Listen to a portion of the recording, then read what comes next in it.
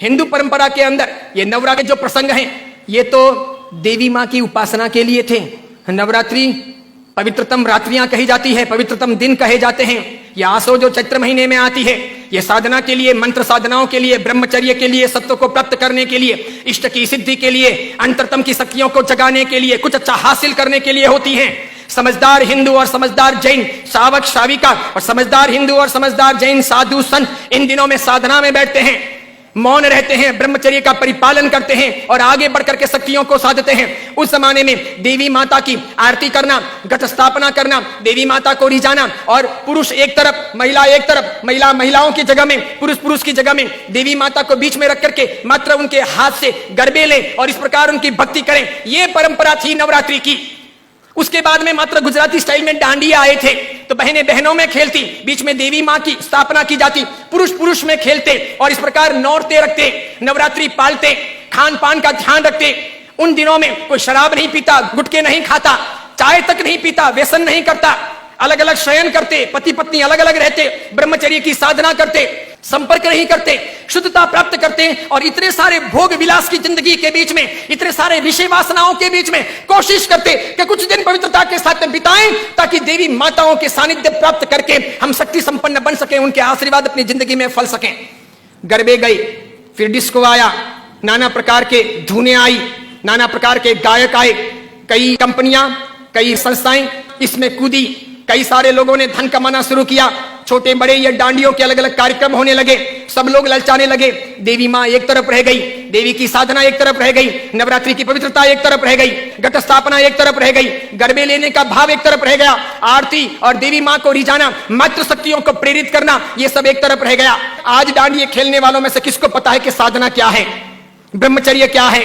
ये क्यों है नवरात्रि, इसका हेतु क्या था, इसका रीजन क्या था, ये क्यों खेलनी चाहिए या नहीं खेलनी चाहिए, तो क्यों नहीं खेलनी चाहिए। मेरा ही नहीं, भारत के कई सारे अखबारों का, कई सारे समाजविदों का, कई सारी अन्य सामाजिक संस्थाओं का यह सर्वे वर्षों से रहा है, समय समय पर किया जाता रहा है कि नवरात्रि के महीने 2 महीने के बाद में जितने गर्भपात होते हैं उतने गर्भपात बाकी के 11 महीने में नहीं होते। तो ये व्यभिचार नहीं है तो क्या है, ये दुराचार नहीं है तो क्या है, ये जीवन की भ्रष्टता नहीं है तो क्या है। इस बात पर मैं कुछ वर्षों पहले बोला था, अभी किसी ने वो वीडियो वायरल कर दिया और उस वीडियो को लेकर के अखबार ने लिखा। मैंने कहा जो सच है वो सच है कि हम अपनी साधनाओं को बचाएं, बेच ना दें। हिंदू धर्म की परंपरा हो कि जैन धर्म की परंपरा हो, कोई भी उत्सव महोत्सव हो, मैंने समय समय पर यह भी कहा था गणपति अगर हिंदू धर्म के देवता हैं और गणपति के महोत्सव अगर मनाए जाते हैं या उनका आराधन अगर किया जाता है तो उसमें कहीं जुआ नहीं खेलना चाहिए, शराब नहीं पीनी चाहिए, गणपति के नाम पर तमाशे नहीं करने चाहिए, लड़कियों के साथ में नाच गान नहीं होने चाहिए, गणपति लड़कियों को छेड़ने के लिए महोत्सव के तौर पर नहीं आ रहे, लड़कियां अपनी जगह पर हो, पुरुष अपनी जगह पर हो, वहां शराब नहीं पी जानी चाहिए, उनके पैसों का प्रपंच नहीं होना चाहिए, गणपति को सेलेबल नहीं बनाया जाना चाहिए। हिंदू धर्म अगर इन चीजों को नहीं संभालता है तो धीरे धीरे भारतीय संस्कृति का विनाश होगा। सिखों ने अपनी धर्म परंपराओं को संभाला है, मुसलमानों ने अपनी धर्म परंपराओं को संभाला है, ईसाइयों ने अपनी धर्म परंपराओं को संभाला है। उनके जो ओकेशन होते हैं वो दूसरों को इंटरफियर करने नहीं देते, वो उसमें घालमेल नहीं करते। हिंदू और जैनों को इस बारे में सावधानी रखनी आवश्यक है। कल ऐसा ना हो जाए कि पर्युषण महापर्व के दिन आए या राखा तीज का दिन आए या कार्तिक पूर्णिमा का दिन आए और कोई उसे किसी प्रतिष्ठान के नाम पर प्रोजेक्ट कर लें कि चलो अब महोत्सव को इस प्रकार मनाएंगे, उस प्रकार मनाएंगे, तो 25 साल 50 साल के बाद में ऐसा हो सकता है कि हमारी होली की आराधना या हमारे पर्युषण महापर्व की आराधना का रूप रंग बदल जाए।